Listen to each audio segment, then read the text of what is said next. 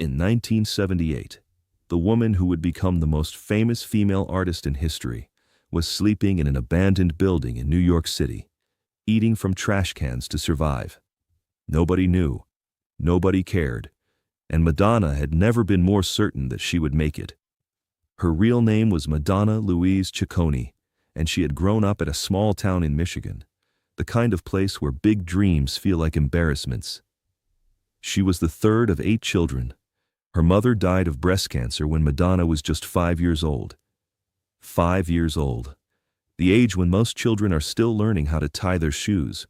She was standing at a graveside, trying to understand why God had taken away the only person who made her feel safe. Her father remarried. The new woman in the house was not cruel, but she was a stranger wearing her mother's apron, and Madonna never forgot that. She retreated into music and dance the way other children retreat into books. It was the only place that made sense, the only place where she was completely, unapologetically herself. By the time she was 18, she had earned a dance scholarship to the University of Michigan, one of the most competitive programs in the country. Her professor, a man named Christopher Flynn, saw something in her that she barely saw in herself. He pulled her aside after class one afternoon and told her that she was wasting her time in Michigan, that she belonged in New York, that she was, in his exact words, too big for this place. Most people in her position would have been grateful for the scholarship. They would have finished the degree, moved back home, maybe taught dance classes at the local studio, and spent the rest of their lives wondering what might have happened. Madonna was not most people. In the winter of 1977, she dropped out. She packed everything she owned into a single bag, bought a one-way ticket to New York City with $37 in her pocket, and stepped off a plane into the kind of cold that doesn't just chill you.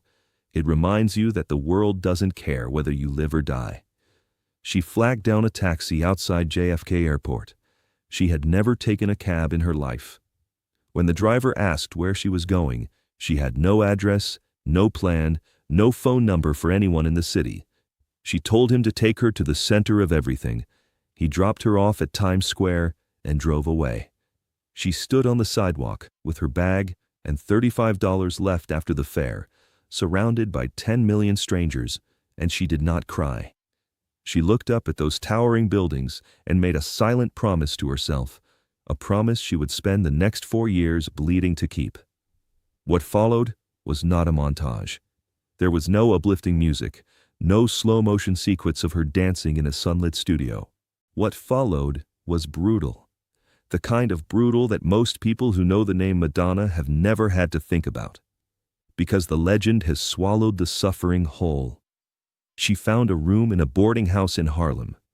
She paid for it by washing dishes at a diner on 72nd Street. The owner paid her under the table, and on good weeks the tips were enough for a meal at the end of the shift. On bad weeks, she ate whatever the kitchen was throwing out. She auditioned for every dance company she could find. She got rejected so many times that the word rejection began to lose its meaning. It became background noise. She learned to thank the people at the audition table, walk out of the building with her back straight, and then sit on the subway back to Harlem and let herself feel whatever she needed to feel before she got home. By the time the doors opened at her stop, she was already thinking about the next audition. But then winter came back, and the boarding house owner raised the rent, and the diner where she worked closed suddenly one Saturday, the owner having simply vanished overnight, and Madonna found herself standing on the sidewalk with her coat and her bag, holding her last paycheck that she had no way to cash. For 6 weeks, she had no permanent place to sleep. She slept on floors in the apartments of people she barely knew, people who sometimes wanted things in return that she wasn't willing to give. She slept in the practice rooms of a dance studio on the Upper West Side, sneaking in through a window that didn't latch properly, curling up on the hardwood floor with her coat pulled over her like a blanket. She slept in the laundry room of an apartment building on West 85th Street, where the dryers ran all night and the warmth was enough to keep her from freezing. There was one night in particular, December. The temperature had dropped below 20 degrees. She had been turned away from the last place she thought might let her in. She sat down on the steps of a church on Amsterdam Avenue, and she did something she almost never allowed herself to do. She wept. Not quietly. The kind of weeping that comes up from somewhere deep. The kind that shakes your whole body. The kind that sounds, if you heard it from a distance, like an animal in pain. She wept for her mother, for the 5-year-old girl who had learned too early that the people you love most can simply disappear.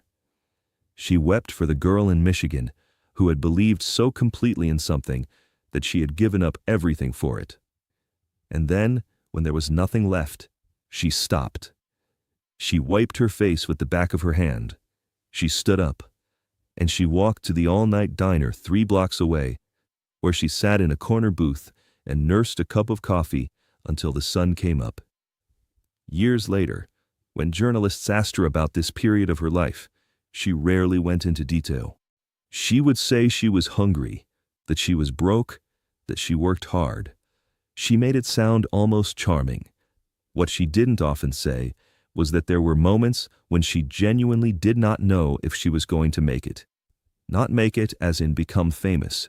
Make it as in survive the winter. She kept auditioning. She kept dancing. She started singing, not because she thought she had a great voice, but because she understood instinctively that a dancer who could also sing had more ways into the room. She started writing psalms in the small hours of the morning, sitting cross-legged on whatever floor she happened to be sleeping on, scribbling lyrics into a notebook she carried everywhere. She joined a few small bands, none of which went anywhere. She got a tiny part in a low-budget film that was never widely released. She worked as a coat check girl. She worked as a nude model for art classes at NYU, standing still for 3 hours at a time in a cold studio, telling herself that every uncomfortable thing she endured was material, was fuel, was ammunition for whatever was coming next, because she never stopped believing something was coming. That is the thing about Madonna that no biography fully captures. It wasn't arrogance exactly. It was more like a frequency she was tuned to that nobody else could hear. A certainty so deep it lived below the level of thought. She did not hope she would make it. She knew. And that knowing was the only thing that kept her standing on those cold New York mornings when every rational voice would have told her to go home. In 1979, a French disco musician named Patrick Hernandez brought her to Paris as part of his touring show. For a few months, she lived in an apartment, ate regular meals, and performed every night. It should have been a relief. Instead, it felt like a cage. The music wasn't hers. She was decoration, and she knew it. After several months, she walked away and went back to New York, back to the uncertainty, back to the hunger. Because at least in New York, she was building something that belonged entirely to her.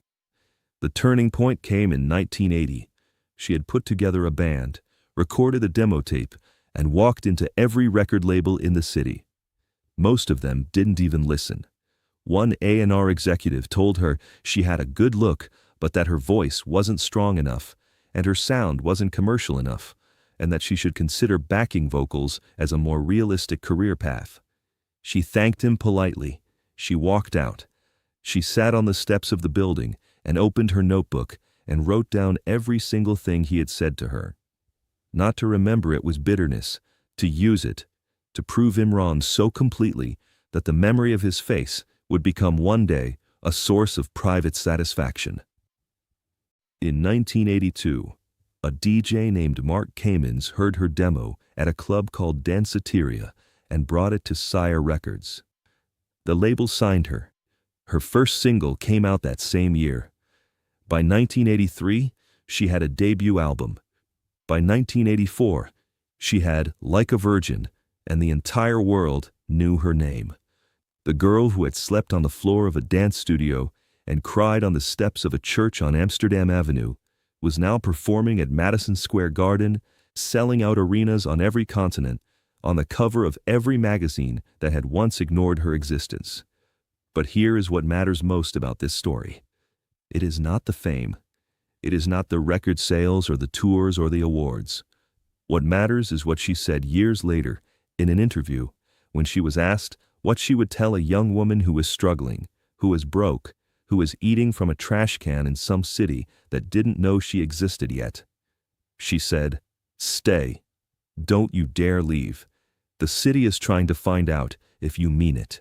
And if you mean it, it will eventually let you in."